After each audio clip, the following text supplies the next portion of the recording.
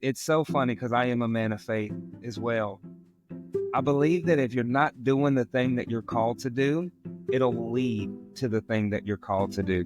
Yes. And I say that because one day I was driving through West Texas and literally there was nothing on the radio and there was a podcast on. And what's funny is because I really wasn't even into podcasts and personal development like that during that season of my life. But it was a guy out of New York. His name is Mark. I always forget his last name. I need to do better with that. But anywho, he was talking about how much money he was making as a real estate investor. And I was just glued to that seat and steering wheel, like listening everything that he was saying and soaking it up. And so that one podcast ended up leading me down this crazy rabbit hole of real estate investing. I come home one day off the road and telling my wife, "Babe, we're going to get started in wholesaling real estate." She's like, "What? What are you talking about?"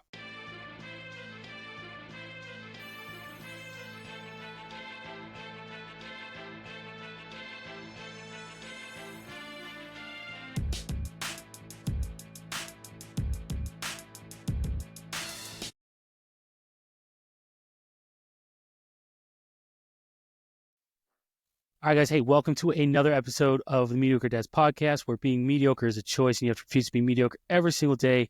I'm your host, Queon. I go by Q. And of course, I'm joined on this episode by a very special guest. I've said this all the time. All of my guests are special, and I'm appreciative of all of my guests who are willing to come on, talk to me, and then just kind of just chit-chat and figure out and learn more about them and what they do. But we were, I had some technical difficulties before the show. He was very patient. And then the moment we got on, we were able to just chit-chat here for about 10 minutes. And I think that goes to show kind of like sets the stage for how the show is going to go. And I think that's very important to me, where you're able to just conversate with people and it just flows. So I'm really excited about this episode. But before we get too deep into it, I want to take this moment. Clifford, welcome to the show. Thanks for joining us. Can you kind of tell the audience a little bit about yourself, and so we know who we're talking to?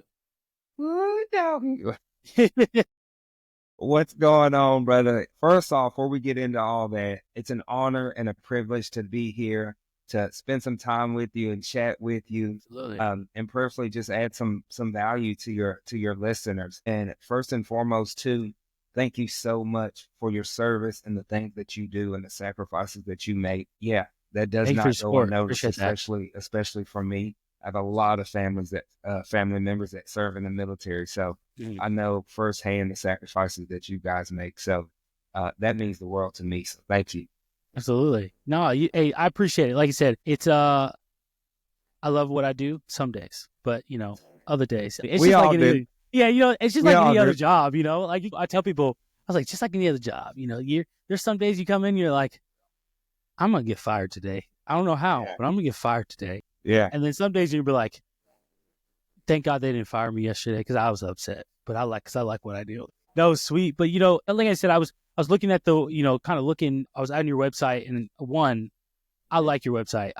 Being an entrepreneur, looking into different things, I kind of geek out on certain things, and one of those things are people's websites. And when I saw yours, I was like, "Gosh, dang man, this man's website is legit." I'm like how he breaks this down, And look, the cowboy hat. I'm gonna tell y'all. Okay, I have been in Texas for some years now. Okay, now the whole Texas thing ensemble, like really living that, or what most people believe, that stereotypical Texan life thing with the cowboy hat, the cowboy boots, right? That's few far in between, okay? And I'd say, especially in San Antonio or in Austin area. But in Dallas, I see people, I'm like, I wouldn't doubt that is a person is a Texan. The moment I start talking to them, I'm like, yeah, you are, in fact, everything that what people believe Texas to be. And I love it. I think it's awesome. I love it. So the cowboy hat, right? Like, that is, like some people wear it because they're like, hey, it's stylish, but like, for you, I see you, and when the moment we started talking, I was like, "No, there's a little the little twang in his voice." Yep, nope, he is the full-blown, full-bred Texan, and I love it. I'll take that. So, can you guys kind of break down, like, what was early life like for you, right? Because I mean, you said you were a truck driver, and going from a truck driver to real estate, is like, that is a completely flip it on its head, total different change approach of life. So like, what led you to truck driving, but then what ultimately said, you know what, I'm gonna do real estate instead. That's a great question. And what's funny is because, like you mentioned a minute ago, saying like some days you hate your job. Well, I hated my job every day. There was no days where I came in and I was like, I can't wait to leave my family and get on the road and be living in a truck for the next, 2 to 3 weeks at a time, sleeping in the back seat of a truck, showering at truck stops, eating truck stop food. Like nowhere in my mind on a daily basis did I say I enjoyed it. And so I actually did truck driving for like 7 years. And again, I absolutely hated it. Being away from my wife, I got 2 daughters as well. And so it was one of those things where it was just gnawing and clawing at me. But hindsight 2020, it's so funny because I am a man of faith as well. I believe that if you're not doing the thing that you're called to do, it'll lead to the thing that you're called to do. Yes. And I say that because one day I was driving through West Texas and literally there was nothing on the radio and there was a podcast on. And what's funny is because I really wasn't even into podcasts and personal development like that during that season of my life. But it was a guy out of New York. His name is Mark. I always forget his last name. I need to do better with that. But anywho, he was talking about how much money he was making as a real estate investor. And I was just glued to that seat and steering wheel, like listening everything that he was saying and soaking it up. And so that one podcast ended up leading me down this crazy rabbit hole of real estate investing. I come home one day off the road and telling my wife, babe, we're going to get started in wholesaling real estate. She's like, what? What are you talking about? But she got that bug with me, and we started going to every conference, every webinar. Like we started attending every meetup that we possibly could. And yeah, that's how it started. And then eventually I ended up getting my first actual coach and mentor in real estate investing. And they showed me the game. They taught me the game. They showed me how to structure these deals, how to get started. And I hadn't looked back. That's awesome. You know what's funny? I laugh because you mentioned you were driving in West Texas, and for those of who don't know, there's nothing in West Texas. Like there's nothing in West Texas. Like so when someone says, if you're from Texas, you've been to Texas, whatever the case might be, someone says they're driving in West Texas, you know they're literally looking at the open road in front of them, just being like, and dirt. Yeah, dirt. You're just like, there's nothing here. Nothing. Literally nothing. Oh my gosh. There's nothing in West Texas. I can't stress this enough. There's nothing out there, guys. There's so much land for sale out there. I'm like, I would never buy out here. I want land, but I would never buy West Texas. You can't convince me. No, I'm good. Anyway, sorry, quick tangent on that. But that's awesome. So what I guess, my first business venture in life was I run a freight brokering business. And so nice. I know a little bit about trucking, and I say a little bit because my intent was to buy a truck right off the bat. And then I find out how much buying an actual truck is and insurance for the truck, and then getting a reasonable driver for said truck, and then also determining what type of loads you're going to move, whether that's reefer or whether that's flatbed, or whether you're going to do box van, or you're just going to do what's the 18-wheelers, essentially, the bigger box trucks, right? So like there's so much into it, and knowing and sorry for those who don't know what I just said. There's a lot of words I know. I had to learn them myself. But so what were you driving? What was your thing? I guess were you overnight, or were you a daily driver to and so forth? I originally started out hauling like double trailers. I mean, I went through that whole gamut. Basically what you said. I started over the road doing box vans, and then started doing flatbeds, and did all of the Midwest, basically from Dallas up to North Dakota, and yeah, hot shotting. I've done it all pretty much. Hot Hotshotting is where I know a lot of people get started, and that's where I was going to get started. But then I realized I was like, yeah, dang, just again, So it's a lot. it is. It's a lot of risk. It's a lot of upfront capital that it takes to get Yeah. started in that. And there's a lot of overhead. And a lot of people don't realize that. And so that's another reason why I love real estate investing so much, because I don't know any other business or industry that you can start with basically very, very little to no money out of pocket, right? Because I can get creative and leverage other people's money, or there's so many ways to do deals in real estate that don't require my personal capital.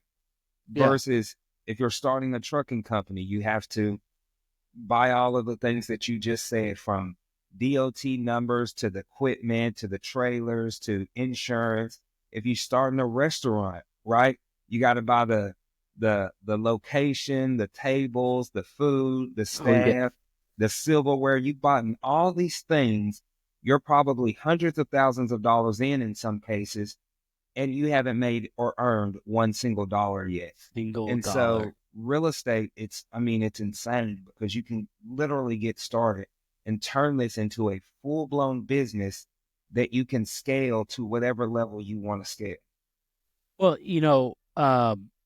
I have thought, like many, I think many people have thought about this, is getting into real estate. And, and for some of us, I think we have a very simplistic mindset on what getting into real estate means, and which is I purchase a property and I can rent it do long-term rental, or I can try to flip it into an Airbnb, or I can do a Airbnb style-esque thing, or I can do, I can go do flipping houses, just flipping houses and doing that. But then, you start to realize, one, there's a lot of people wanting to get into that game. So you're not, it's not only you. So you have to find ways to stand out, and there's creativity that goes into anything when you're being an entrepreneur. But I think also is the fact of it's like, well, I don't have the money to go out and just buy a property and then flip it. Like I don't have, I don't have the funds to go like, hey, I'm going to buy this property, and this property sold to me for, I don't know, let's say 105, and I'm going to be able to sell it for 210 one day. Like there's a lot of people that have a very simplistic mindset when it comes into real estate. So I don't know if that's the right thing or the wrong thing, because I'm not into it. But is that, would you agree? Are there more things to getting into real estate just than just saying, hey, go buy some random property, try to flip it, try to make it a rental or whatever, and then go from there? Yes and no. And I know that's kind of a funny answer, but one thing that I truly believe is that real estate really is simple. We typically make it complicated. Okay. We really do, because at the end of the day, real estate is about solving problems and basic math, like knowing your numbers. But there's so many different angles or rabbit holes that you can go down. So say, for example, you think about the military. There's tons of different branches, or several different branches that you can go down. There's several different jobs within that branch that you can go down, right? Real estate investing is the same thing. And I think people just don't get clear on what they actually want, because we have multifamily, we have commercial, we have development, we have land, we have single family, right? Once you pick one of those branches per se, then you almost need to kind of pick a lane. And so I think a lot of people, they maybe say they want to get in it because it might sound cute or sound cool, or maybe they heard somebody say it. But if you spend a little bit of time looking at the different avenues and figuring out, okay, this is what I believe I want to do because of the end game, it's just making a decision and doing it. Like when I told or made up my mind that I was going to be a full-time real estate investor, I quit truck driving within 3 months of getting started. Oh, wow. It was that simple. And I've been doing it full-time every day for the last 6 years. And so it's just simply making a decision. This is what I want. This is what I'm going to do. And then we can always figure out things money-wise, to get creative. Well, I think for some people, I think there is this misconception of I'm going to do this thing because I want to get rich. And once I start this thing, I'm guaranteed to get rich. And again, I'm being hyperbolic on purpose, but the end state is only to get rich. The end state is to only, have money. And don't get me wrong, I think money is important, obviously, in our society, in our lives, and you want to be able to pay for your bills and your mortgage and all those things. But I think a lot of people get into this only with the mindset of I'm going to make money and that's what I'm doing it. And for some people that might work. But I think, truthfully, if you're going to get into something, and you said it at the beginning, I think when God puts a calling on your life to do something, right, He will make it. He's what gives it abundance. So when he says, hey, I have called you to do this, and this is where I want you to be because I need you to be when, for whatever reason, rhyme or reason, God only knows, right? Then he will multiply. He will give you that abundance in those things. And then when those things start working, you're like, oh God, okay, this is what I'm doing, right? And I think a lot of people get into things, a long way of saying a lot of people get into certain things, especially real estate, for all of the wrong reasons. And there's no real passion behind what they're doing. It's all about what they get out of it versus if I'm going to become a real estate agent, for example, and I want to sell multifamily homes, right? Well, I want to get into it because I want to be able to see the smile on a family's face, a family of 4, a family of 5, who's buying their first home, and their kids get to see for the first time. They each get their own rooms, and they have a big backyard where they can run around and play around, and they're coming from a 2-bedroom apartment. That, to me, is what puts a smile on my face and says, that is worth it. Now, the compensation I receive, obviously, on that back end is great. I love it, sure. Yeah. However, to see the smile on their faces, you say, hey, I can go do this again tomorrow. Go. You know what I mean? And that's what I think it's about. I agree 1,000%. What's funny is I share this with my community all the time. I truly believe to my core that real estate investing is about building generational wealth by serving other people. Mm-hmm. That is what we do. Especially for me and like my business model, we help families who are facing foreclosure, who are tax delinquent. Maybe they inherited a house where they lost a loved one, right? And so we get to go in there and serve these families to the highest level possible through this very difficult and tough season that they're in, right? And so when you focus on serving, the money is a byproduct of serving at a high quality level. Yes. And I think that when you focus on that as well, it also gives you longevity. Yeah. Well, perfectly said, because it makes me think of when Jesus would fast, when Jesus would go off and pray by himself, right? And get that, obviously wanted the connection with our Father in heaven. And he would come back. Then when he came back, all those miracles that we know about in the Bible is what he was able to perform, right? Yeah. And then people are like, oh my gosh, well, I want to perform miracles. And he told us in the Bible, Jesus told us before he left, he goes, you're going to be able to do greater things than I have done here on earth already, right? But first, people forget he had a connection with the Father. We don't. So that's, hey, man, I'm sorry. I don't mean to get too spiritual on y'all, but we can go there. Look, I have no problem going there at any time. But like I said, I think that's, again, when we apply that simple thought process to life is, okay, there is something I want to do and ultimately serve. Jesus was here to serve. Those who are first will become last, and those who are last will become first. That is what he told us. And so when I'm sitting there and tell people is, Jesus was a servant first. He washed all the disciples' feet. And when he washed their feet, Peter said, Lord, you don't wash my feet. I should be washing your feet. And then you should also wash my entire body because my entire body's clean. Jesus said to him, you don't understand what I'm doing now, but you will understand. And he didn't say a few days, but more or less, y'all, in a few days, Peter understood, right? Yeah. But that is what it's all about. Being a servant to those around us in our community. And then the byproduct of us being servant leaders or serving those around us, we're uplifted, but all the glory goes to God at the end of the day still.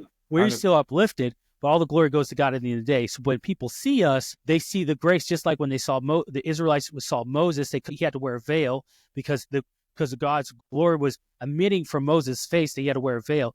That when they see us and they're like, gosh, I don't know what's different about this person, but this person right here, he's showing me something. His life is great, right? We're doing real estate and that's pretty cool, but like there's something else about him that makes him who he is. And when you're able to say, well, oh, that's the Lord, and they're like, well, tell me more about that. Boom, the Lord put you there, and the Lord put you there on purpose. And when you said, like you mentioned, where you were like, hey, helping families in difficult times, that's even more of a better reason. The Lord puts you somewhere there to say, hey, you have a smile on your face, and they're like, hey, I know you're going through some difficult, but I'm here to help. And they're like, thank you, God. And that's what I think it's all about. And I think it's amazing. It's beautiful that you went down that rabbit hole of serving. I truly believe that is why God put me on this earth, to be of service. I truly believe that. That is my goal. That is my outlook on every single thing. Like, I make sure that I'm always in a position to serve people, bless people, help people any way that I can, all in a way that glorifies God. Yeah. And like, there's a song that says, my life is not my own. Yeah. I mean, that's exactly what it's about, right? Like, so real estate allows me to do that. And I would even say too, it's important for the people to not just serve at a high level, but even if they're getting started in business and entrepreneurship, that typically speaking, we do jump into things because of the money aspect. Like, I'm not going to sit here and say, I want to start real estate investing because I want to start serving. No, what caught my attention was the guy talking about how much money he was making, right? And I didn't like my financial situation, so I needed to make more money. But, going through the things that I've gone through over the last 6 years and getting started, the money that I do make from real estate allows me to pour into not just our own ministries, but other ministries that are important and near and dear to life, right? Yeah. We have a nonprofit. We are really big in tithing and giving. Actually, our commitment for our company is to be a 7-figure tither and giver.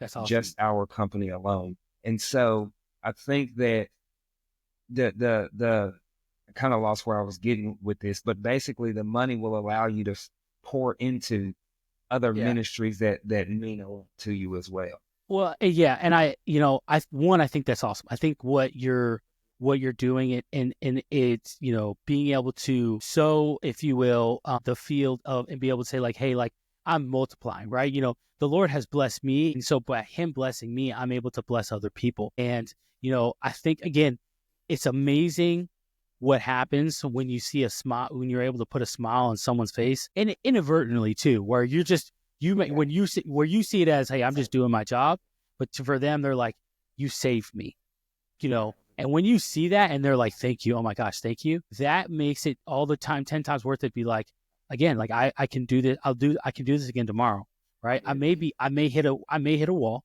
but I can do this again tomorrow. And I think, and it's what I mentioned before though, is when people get into things for the wrong reasons, they hit that wall and then they stop because they're like, oh, well, my why behind why I was doing this was not strong enough, in fact, to actually get me through those difficult times. And so when I first joined the Army, I had the why of, I joined because my dad asked me to, really, right? And in all actuality, deep down inside, the why was because I had told myself I was too stupid to go to college. So I was like, I'm too stupid to go to college. My dad asked me to go to the military. I'm not going to tell people I'm stupid, but I'm going to tell people is my dad asked me to, and I'm going to do it. I was trying to make myself seem better than I actually was, when in reality is I felt I was too stupid to go to college, and my parents were like, hey, you got to figure it out. So I just joined the Army. Little did I know is that I needed the Army. I needed to join the Army. And so the first 8 to 10 years, I loved it. I loved every single thing about it. And I loved helping young men and women realize their potential of where they might feel little and feel small, but then being able to say, no, you're actually so much more greater than you give yourself credit. And to show you that, I'm going to put you in uncomfortable situations to show you how capable and what the potential that I see in you, And then when the results come out, you're like, oh my gosh, maybe I can actually do some of these things that I've always been afraid to do in my life. But without being in the military, I would never realize I was able to do that. I was afraid to talk in front of people. And I know it's crazy. You see me now talking on a podcast, talking to people, and you hear me and you're like, this guy loves to talk, right? But I was afraid to talk in front of large crowds of people. I could joke around, be class clown style thing. But I was afraid to talk in front of large groups. I remember I got a new job within the military, and one of the biggest things, part of our jobs, is to brief people. Not only brief large amounts of soldiers, up to 200, whatever the case might be, but to brief senior leaders within the military. And so when you brief anybody, you have to know what you're talking about, right? You have to know and my fear was like, I was going to sound stupid because, again, going back to, I said, I am stupid. So there's no possible way I could be able to brief these people. I will never forget, I did this brief and I was like, you know what? I was getting pretty comfortable and I was like, man, I think that was a pretty good brief. I had several people come up after me and they're like, hey, we get this brief year after year. And he goes, it's the same old boring brief. But he said, when you gave that brief, he goes, I loved how you knew what you were talking about and you made us interested in what you were talking about. He goes, that was the best brief that I have ever gotten, to the point where he goes, I now understand why your job is important and what it is that you guys do versus everyone who prior to you who gave me this brief. I just was like, okay, another brief I have to get because the Army just says I have to get it. And to me, I was like, I mean, I was just being me, but I think that's awesome. I appreciate it. And, it made me feel good inside because I realized I was like, people are getting something out of this. They're getting value out of this. And that is, for me, it changed my perspective where now talking in front of people, I want to talk in front of people. I love talking in front of people. And so my perspective has changed. And it's been one of those things where I'm like, I had to go through these roadblocks to get to where I am now. And we forget, and we sometimes we dismiss those experiences to be small, but not realizing, no. They're helping you grow into something else. Yeah. The struggle is the preparation, right? Like, if I know that everybody wants the money, I know everybody wants the success, I know everybody wants the fame, right? And I know that you feel like you can handle it right now. If you got every single thing that you wanted right now and God just dumped it on you, 9 times out of 10, you probably couldn't even handle it. You have to go through that preparation to build the resilience, the mental toughness, the maturity, the discipline to handle those things. Yeah. I have a saying that every burden comes with a blessing. Yes. Some people disagree with that, but when you got married and you wanted kids, guess what? Now you got responsibilities. Now you got soccer games, cheer games, everything in between. Like, that's not always convenient that you have to stop what you're doing, right? Sometimes, like, being a dad can be a burden, not in a bad way. It's right, like starting a business. So we have to be able to withstand and handle those burdens of the blessings that God's going to bestow upon us.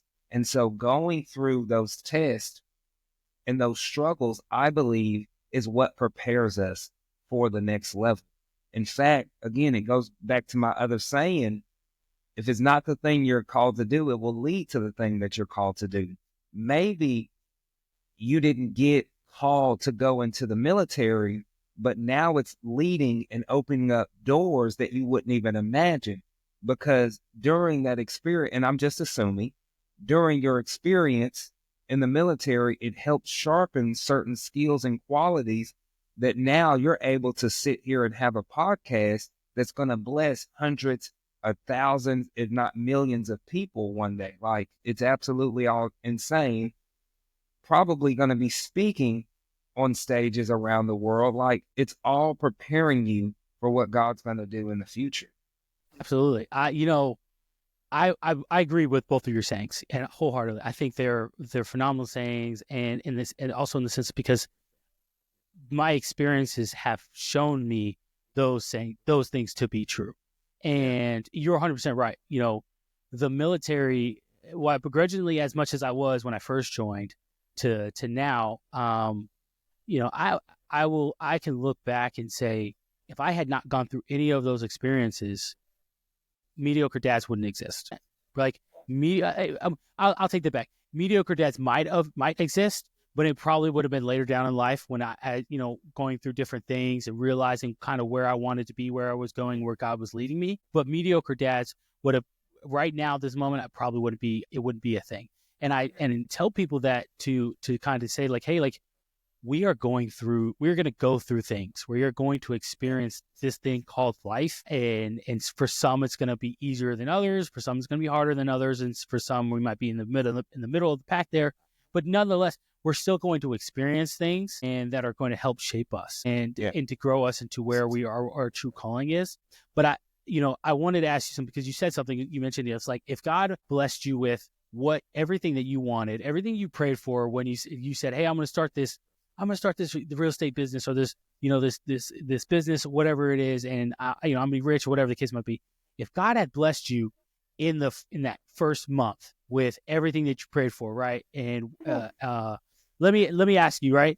Would you still be doing what you're doing now? And I mean that wholeheartedly, right? And also, would you have the same amount of success that you've reached to this point, right? I truly believe I would still be doing what I'm doing now. I think that I just would have messed up somewhere along the way a lot worse than I have. I've had a lot of failures, and all of those failures have kind of elevated me to a certain degree, like put me in a better position after I've rebounded from them. And so I think that if I would have gotten, maybe some of the success and some of the things that I wanted early on, I probably would have hurt myself in a way that I couldn't recover from. Well, I think it would have been bad. Yeah. Like, I wouldn't have been able to handle the things, the responsibilities that I have now. Imagine if it's like you make your first sale, or whatever the case might be, and you make your first 6 figures on a sale, or you profit your first 6 figures, right? If you do that in the beginning stages of starting that, and if you've never made that type of money before from, say, one sale and before in your life, I imagine that how you spend that money, or it's probably going to go towards, you're like, well, I'm rich now, I've made it, in some different ways, and you're like, and it's going to be recklessly spending. It's going to lead to reckless spending, where it is now is you're like, hey, cool, this is a great sale, I made a good portion of money. However, I know how to diversify the profits. I know this needs to go here. We need to grow the business in this area. So I need to put 20% towards marketing this quarter because we need to grow marketing. Or I need to put 10% or 20% towards the nonprofit because the nonprofit needs new A, B, and C, whatever the case might be. Yeah. But you now know, like, hey, this is long term. This isn't just short term, right? Like, this is not microwave money. If you are monopoly money, This is, I want long term funds in my account, so I can enjoy the win that I got in the beginning there, if it does come in the beginning. However, I need to be able to know how and understand where do I put that money. I can't just put all of it in my pocket and be like, oh, look at me, I'm riding in my Tesla, no one can tell me nothing now. You're right, and then you don't have a sale for X amount of months, you can't afford that Tesla anymore. So what's funny is that's exactly what happened to me. Really? Right? I started making really good money really, really quick. I'm like, oh man, this is amazing. When I tell you I blew so much money, it's insane. I blew some money. We blew through some money, right?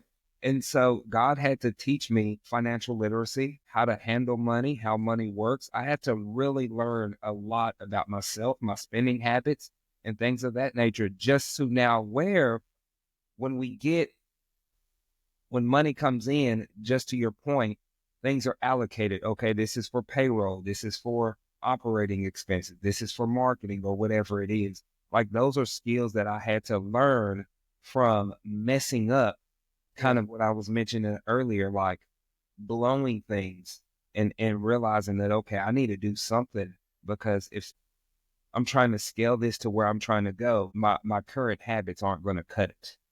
Yeah, and I think that's one of those things is, truthfully, a lot of us pray for things, want these big, grandiose things right now. And don't get me wrong, I think, ask and you shall receive, right? However, when you ask, you have to come with a heart full of humility, but also God knows why you're asking, right? And I tell this to people all the time. When you're praying about something and you're asking, and if you pray because you're jealous of, I'm jealous of Clifford over here, so I'm gonna pray that God blesses me and my real estate business and my real estate venture. God's not gonna bless that, right? He's not gonna bring abundance to that, because your reasoning behind why you want that thing is not to bring glory to him. Your reason behind that is to bring glory to yourself. And then at the end of the day is for me to be able to beat you and how much you're making and what you're doing, to be able to say, haha, I'm better than you.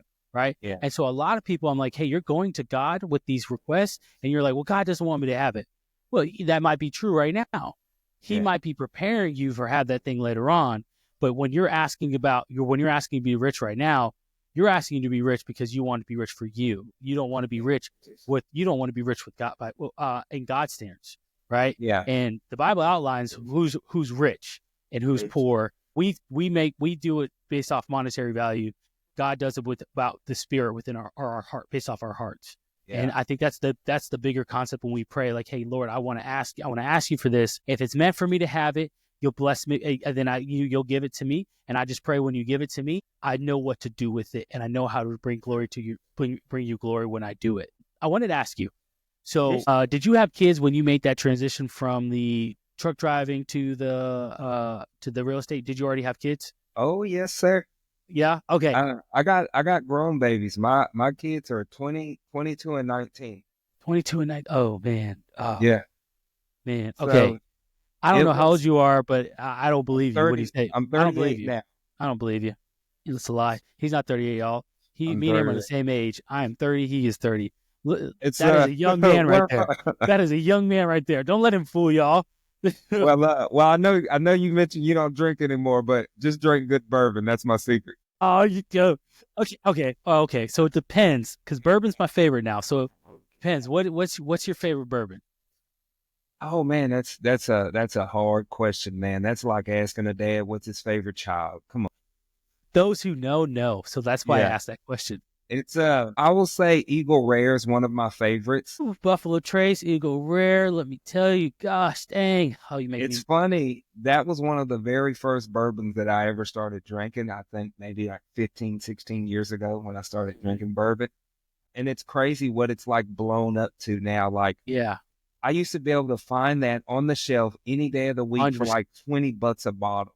And like, it's amazing. It's a 10-year bourbon, but that's still one of my favorites. I actually keep like 6 bottles of that. That's nice. Time. But yeah, I love just trying new bourbons and sampling and doing tastings.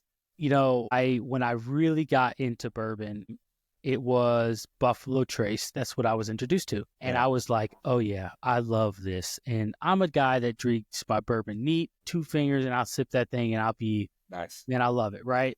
And I then was like, you know, my buddy, he goes, well, he goes, Buffalo Trace, and they're the distillery out of Kentucky. He goes, they got a whole brand thing going on here. And I was like, what do you mean?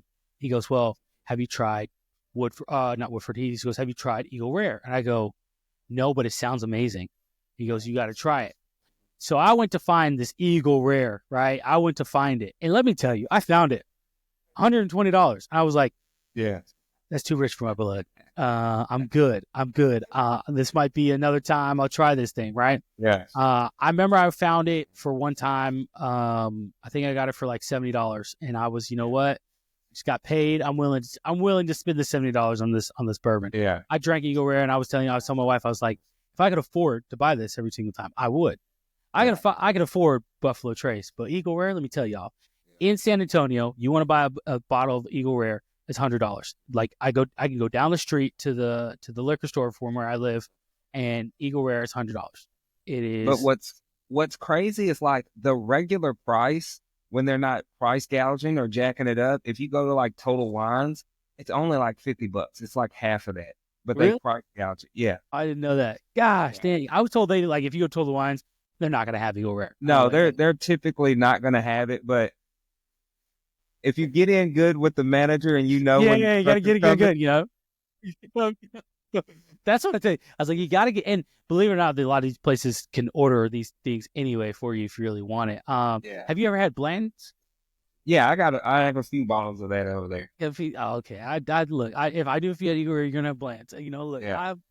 Man, If only I But drank. what's funny, you know what you got to try is Garrison Brothers. Have you had Garrison Brothers? Nah, I'm gonna look it up though. Hold on, I Garrison tell Brothers. everybody, if you want to know what Texas tastes like, Okay. it's a true Texas bourbon distilled in Texas Hill Country. It's amazing. Whenever I go, whenever I go visit and do podcasts in person, I always take the host a bottle of the Garrison Brothers. So I'll have to see you soon and get a bottle to you. Well, my twin brother lives in Dallas, so I'm in Dallas quite a bit. So I've seen this. I've never tried it, but I've seen this. Yeah. So, man, I'm gonna ask my brother to try it. He still drinks. He'll tell me, because I made my brother, when I first got into to really get into bourbon. I was stationed in North Carolina, and my brother happened to be stationed in North Carolina as well. So we would always hang out. And so like I tried a bourbon. I was like, bro, you gotta try this bourbon. And he would be like, I don't know why you like this stuff, but he goes, I guess. So now I make him try. Anytime I'm like, hey man, someone mentioned this alcohol, I need you to go try it. Tell me if it's good or not. And he's like, why don't you just drink it? I don't drink anymore, but tell me if it's good. Tell me what it tastes like. Does it taste like this? Anyway, so I'll get my brother to try it. But but that's awesome. You know, I don't meet a lot of folks who are whiskey connoisseurs or bourbon connoisseurs, right? Like I know I meet, again, the younger crowd of people that are even younger than me when it comes to in that drinking. They're very quick to be like, yeah, you know, I got some Crown, and I'm like, that's so disgusting. I would say that? You're nominally. Is that the right one? Yeah, I got you. Especially at, what are you, 30? Yeah. Yeah. But you kind of do have an old soul too. Like, you know, you're married, you're settled down, you got kids, you got a third one on the way. Like, I think it's a maturity level. I don't know. Yeah. I could be biased. You're good. You're good. I do. I think especially to drink a bourbon neat, it's a completely different experience. Yeah. For me, I call it, and you're gonna laugh at me here, like I'm a big cigar guy as well. Yeah. I call it a gentleman's experience. 100%. Right? Because it's normally, if you and I were sitting here in person having this conversation, having a quality conversation over an incredible bourbon, an amazing cigar, like it's a gentleman's experience. Like we're not in the club, we're not partying, like it's like it's a vibe, like it's different. Yeah. It's a different concept. Yeah. It's like I mentioned in Old Town Scottsdale, right? Where you can just go sit out and watch the sun come down, and you just, that's what I like. I enjoy that. That's where we are in life. Yeah. That's why I try to tell people. I was like, they're like, hey, let's go out, and I'm like, it depends what time you going out. They're like, well, around, we'll probably go around like 9 or 10 o'clock. I'm gonna be honest with you, man. If you go in at 9, 10 o'clock, you're not gonna see me there. We can go at 6. Yeah, what I'm saying? We go at 6, and then like, there's no one gonna be there. Right. It would just be us. Isn't that the point? We're just going to hang out, but now we want people. Why? I don't understand. Also, we could go to the liquor store. We can buy 3 bottles. I'm talking 3 bottles ourselves. Each of us get a bottle, right? And all we have to do is open one. And guess what? We are spending less money. Also, you ain't got to get all dressed up. You can come over to my house, man. You can show up in Crocs, in some jeans and a shirt. And you'd be like, hey, yeah, this is what I usually smoke cigars with because, because the smell, whatever. And I'd be like, bring the family. We'll be in the backyard. The wives will chat. We'll hang out. That is what I like to do. And I know a lot of people are like, no, they still want to go out. I'm like, I get more. It's more of an experience. It's a lived experience when you get to actually conversate with people and learn about who you're talking to. In an environment where it's conducive for that. It's meant where it's communication versus just like, hey, let's just go to the club and get plastered. And it's like, I don't really know much about Cliff, but I can tell you guys, he really knows how to handle a few shots more than me. Like that's there's nowhere to that. So I sorry guys, totally tangent on bourbon and whatnot, but I just had a feeling that you were going to say Eagle Rare when I asked, so I figured I would ask. Cowboy hat gave it away. I'm not going to lie, guys. It's the cowboy hat when it comes to it. But so your kids, I want to finish the conversation here with talking about your family, right? Because I think for us, man, when we do things, we do it with our family in mind. Meaning, the decisions we make, we realize and we understand, and I'm not saying only men or only fathers have this decision point, if you will, but predominantly I understand from my life is I've seen it's men are the breadwinners and they go out and they make money. They're responsible to help be providers, right? So when you make these decisions that you did and it's taking a chance, truthfully, what was that conversation like for you and your wife about like, well, hey, like what if it doesn't work, right? What if you can't, what if we can't pay the bills? What if we can't put food on the table? Like what was that conversation like? Because I mean, for sometimes it can be like, hey, let's just jump into it. But of course, you're in the back of your mind and you're like, hey, I got a family I take care of. So I always need something to lean back on. What was that conversation like? Oh man, I can go down a whole rabbit hole here, and there's so many points that I want to bring up too. Number one, as a man, it was absolutely scary, right? Yeah. Because I have a full-blown mortgage, I have full-blown bills, I have full-blown responsibilities. Again, wife, children, bills, the whole nine. So this wasn't me as a single young man. This is me, mid-30s. I was, 32 when I started real estate investing. And so mid-30s, full-blown family, full-blown responsibilities. Like, it was scary because you do kind of have those things going on in your mind, but you also have to shut them down. This is where your faith has to be bigger than your fear, number one. And just know that if I fail, God still got me, right? And there were so many little things that I had to remind myself and put things in perspective. Like, if I jumped into real estate investing and I gave it every single thing that I had, 120%, and I still fail, guess what? I can always go right back to driving a truck. I can always go right back to driving a truck. You don't forget that skill. No, right? Exactly. And so when you start to put things in that perspective, there's a listener on here right now. Maybe God is calling them to start a ministry or start a business or do something. If you fail or give it everything you got, you can go back, right back to doing what you were wanting to do. So you owe it to yourself and God to do that and see what it can become, number one. Two, my wife is incredible, and this is where I will shout her out, because when we got married, we didn't have much. Like, we were living paycheck to paycheck, robbing Peter to pay Paul sometimes. Like, we were working it out. And my wife knew how, and still knows how to stretch a dollar like you wouldn't believe, right? To where she was on board. Like, there was, I don't want to say there was no place for us to go, because we still had a house. Like, we could have lost those things. But it was just one of those things where I even told my wife, I think she saw the sincerity in my heart, because I told her, like, I am willing to lose this house, everything, to make this work. And her words were, it won't come to that, but let's go. Like, let's go. And so having that is giving me chills. It really is, just because it shows the power of your partner. So if there's anybody on here that's not married, you need to choose your spouse very, very carefully. 100%. Because they're going to play a massive impact in your life. I couldn't imagine if my wife told me, well, no, you don't need to do real estate investing, right? She's always encouraged me to take these crazy, bold leap of faith. And so I don't think that was just her faith in me. I think that was also her faith in God, and her faith in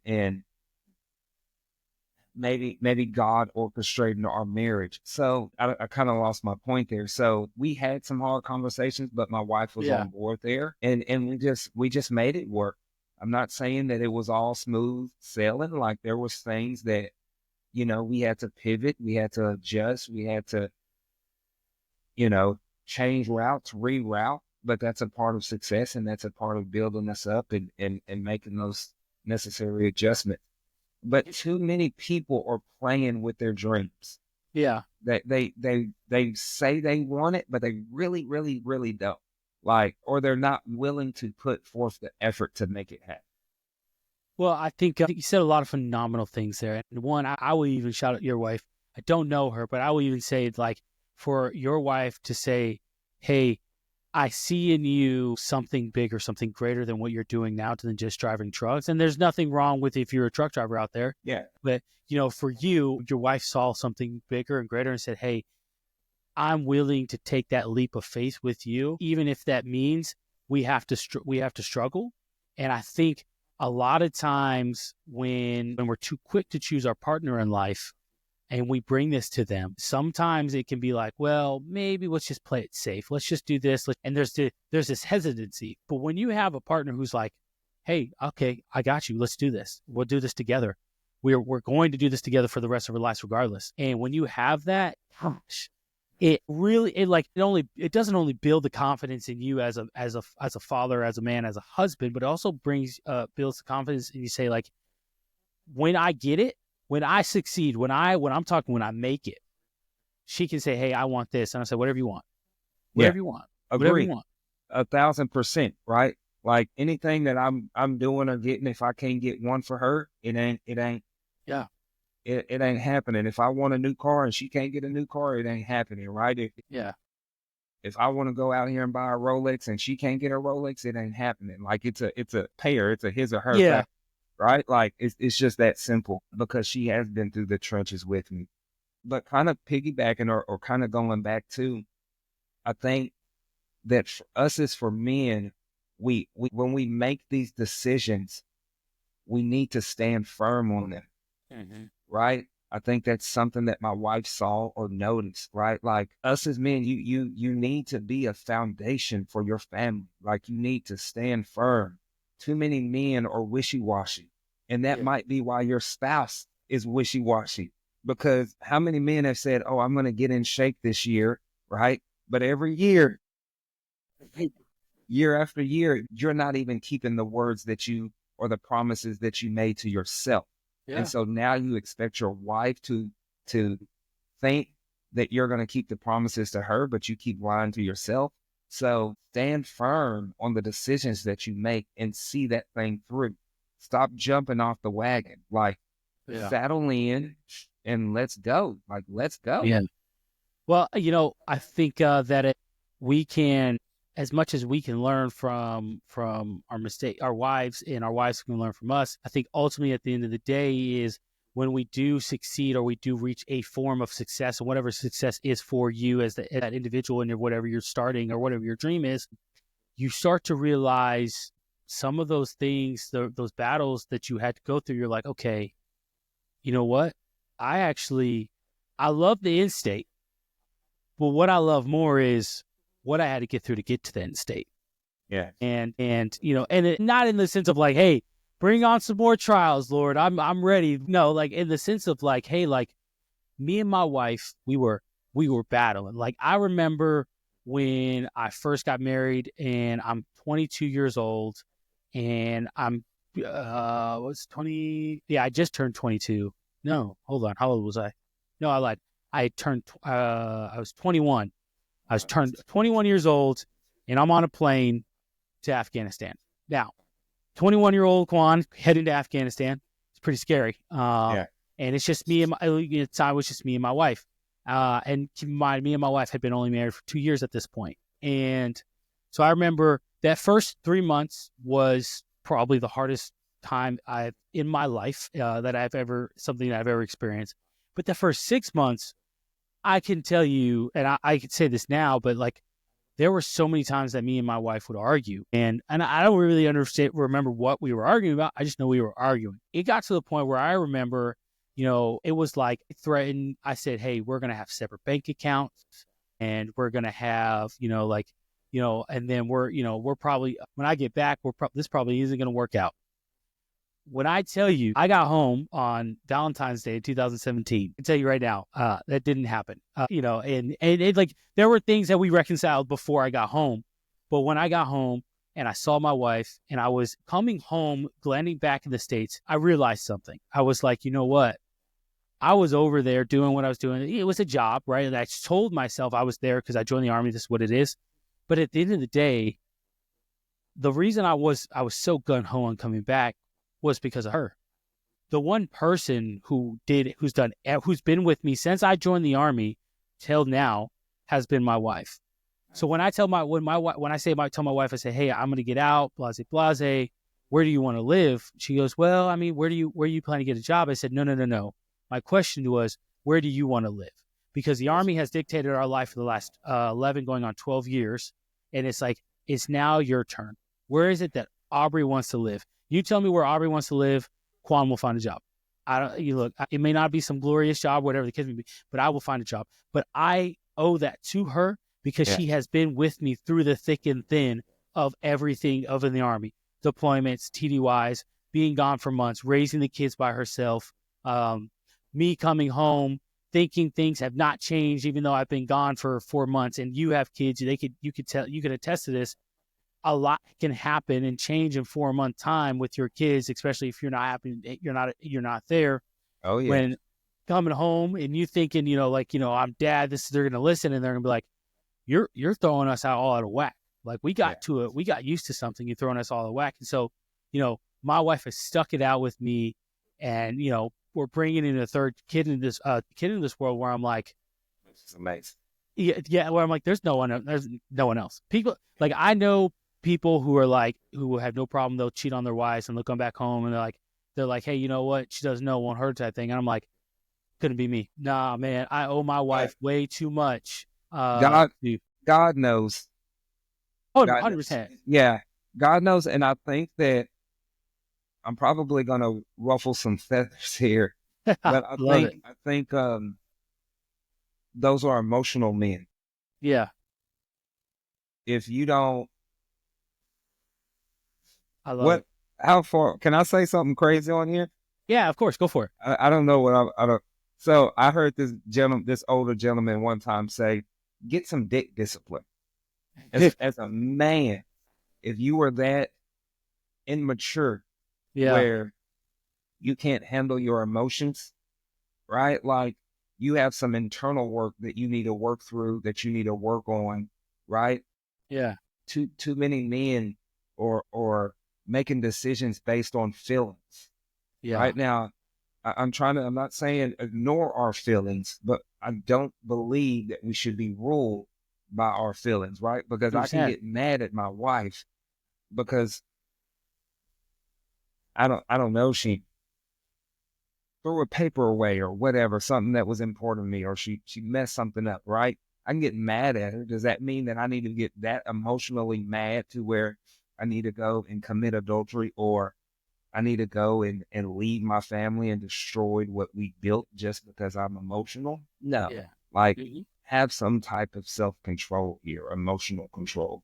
And I do think that this is where I'm going to ruffle some feathers. Men, I'm seeing a lot more emotional men these days. Yeah. I'll leave it at that. Well, you know what? I'll pick it up. Don't even worry about it. I'll pick it up. And I'll say what I think it has to do with is, so I'm going to preface it with this, and I'll make my main point. But I think what it has to do with the fact is, we have a single parent epidemic, if you will, within the United States. Not even within across the world, but predominantly within the United States. We have a lot of single parents raising kids. If you're a single mom raising a boy, I'm not here to hate on you by any means, but there is an aspect that always, that having a family or having that male or that father figure in that young man's life is essential to their development, because while the mother can provide and will provide those emotions, understanding those emotions, what those emotions are, what a man can do and provide within that relationship is how you manage and navigate those emotions while still being a man. And so I'll say this, a lot of times what I noticed today is there are so many men who are overly emotional. It is a good thing to be emotional, right? Yeah. I think that I think it is Jason Wilson. He's the martial artist guy, trains young boys. He went like a man. Yeah, Carly. Yeah. He wrote his book, and if you hear him speak, right, he's very, very soft spoken, and he seems like he's a very timid dude.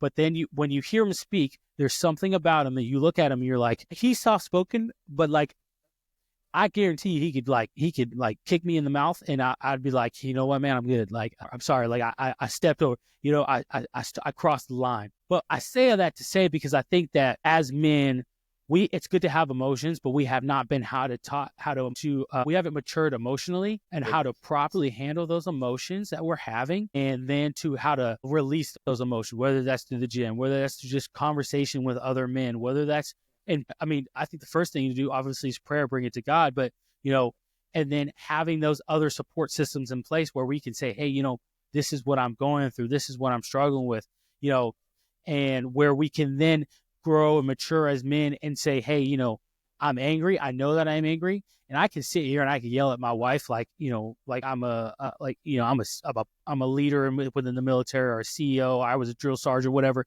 I can yell at her like I yell at soldiers all day, but that's not going to get my message across. That's just going to push her further away. Exactly. What I need here is I need to figure a way to compromise and hear what she is saying, but to allow me to elaborate good enough till she hears what I'm saying. And in the end, what ends up happening is when you're mature emotionally, you're like, oh, I love this woman. Why would I ever want to do anything to hurt this woman? Sure. You have 2 daughters. I have 2 daughters.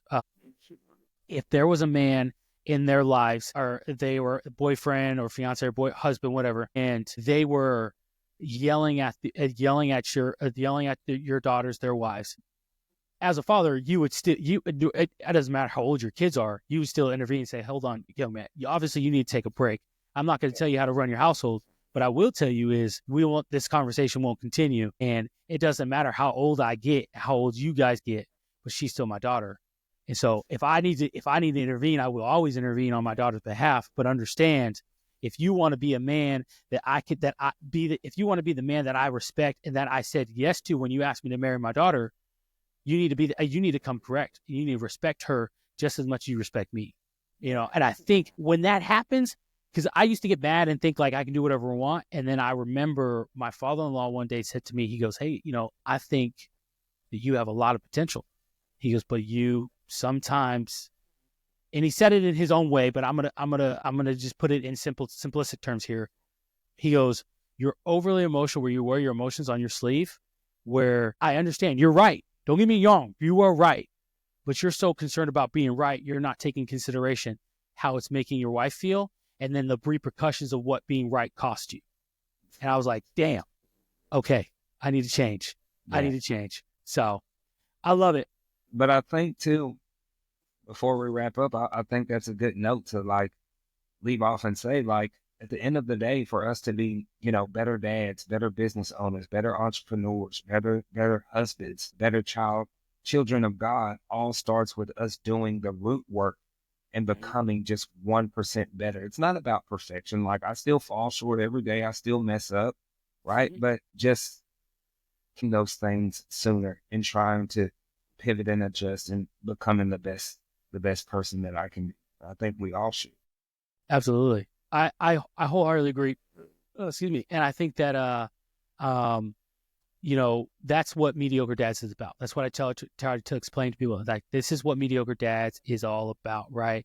Is, you can choose to be mediocre, or you can say, hey, I was mediocre yesterday, but tomorrow, this morning when I wake up, I'm just going to be 1% better. Because being mediocrity is a choice. I tell people all the time, that's a choice that you chose to live. You chose to say, hey, I'm going to be mediocre, and now you need to live with those consequences.